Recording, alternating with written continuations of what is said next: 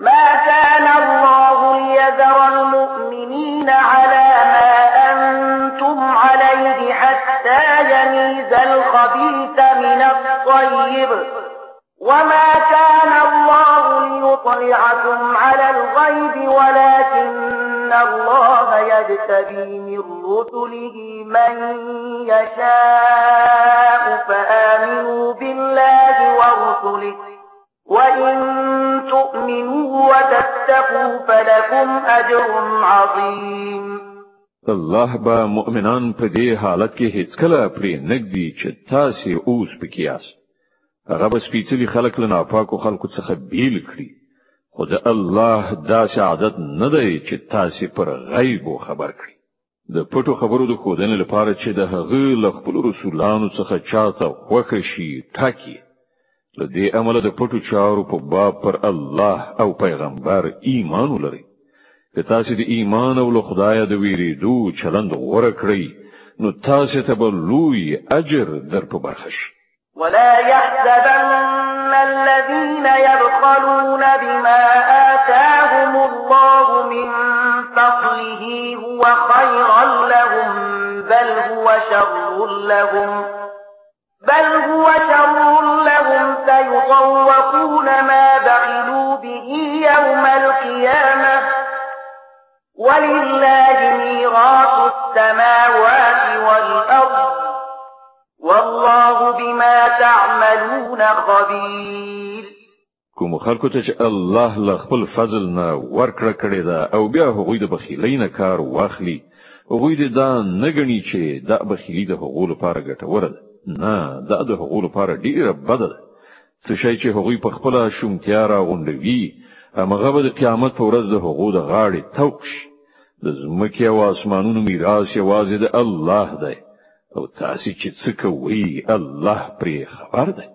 لقد سمع الله قول الذين قالوا إن الله فقير ونحن أغنياء فنكتب ما قالوا وقتلهم الأنبياء بغير حق ونقول ذوقوا عذاب الحريق.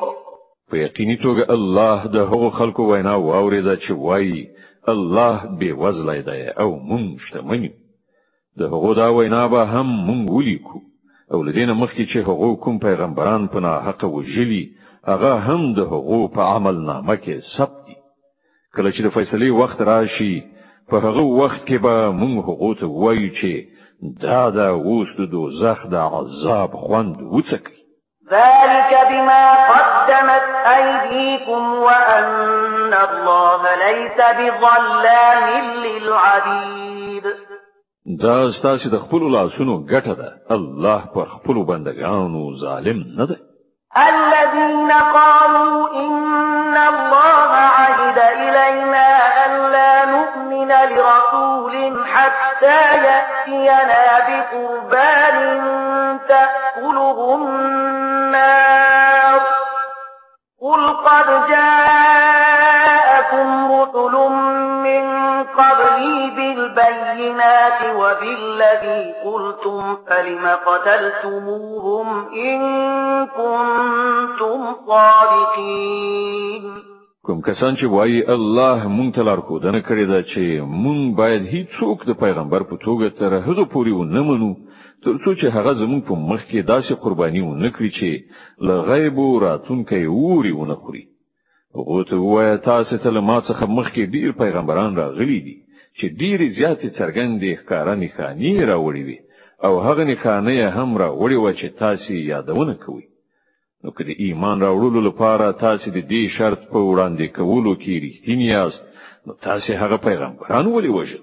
فإن كذبوك فقد كذب رسل من قبلك جاءوا بالبينات والزبر والكتاب المنير. اوس ای محمد صلی الله علیه وسلم که دا خلک تا دروغجن ګڼي نو له تا نه مخکې یو شمېر هغه پیغمبران دروغجن ګڼل شوي دي چې ښکاره څرګندې نښانې صحیفې او روښانوونکي کتابونه یې راوړي. كل نفس ذائقة ساعقة الموت وإنما توفون أجوركم يوم القيامة فمن زحزح عن النار وأدخل الجنة فقد فاز وما الحياة الدنيا إلا متاع الغرور. په پای کې هر څوک د مرګ خوند سکونکی دی او تاسې ټول د قیامت په ورځ د خپلو پوره اجرونو موندونکي. بریالی اصلا هغه څوک دی چې هلته د دوزخ له اوره وژغورل شي او جنت ته ننویستل شي. پاتې شوه دا دنیا دا خو صرف یو غولونکی شی دی. لتبلون في أموالكم وأنفسكم ولتسمعن من الذين أوتوا الكتاب من قبلكم ومن الذين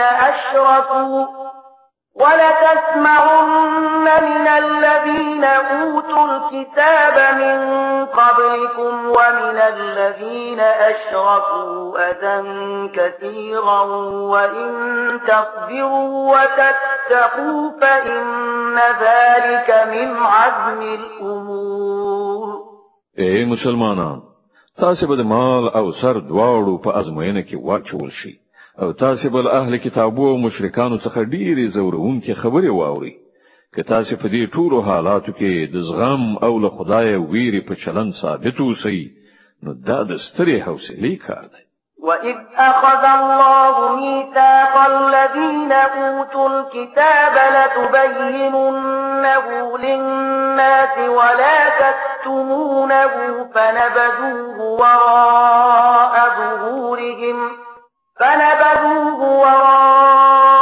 ظُهُورِهِمْ وَاشْتَرَوْا بِهِ ثَمَنًا قَلِيلًا فَبِئْسَ مَا يَشْتَرُونَ.